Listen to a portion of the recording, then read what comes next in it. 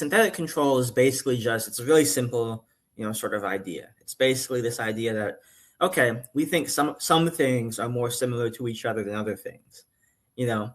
So because we believe that, because we think, one thing may be more similar to New Orleans or any unit, right, than something else, we go, okay, we want to have an estimator that accounts for that in some sense, that says, okay, if only maybe 3 or 4 or 10 or whatever the number of these cities are actually like useful for comparison purposes, we're only going to use those, some weighted average of those, as a proxy for the counterfactual, or how crime or whatever metric, whatever KPI that we're interested in would have looked had that intervention not happened.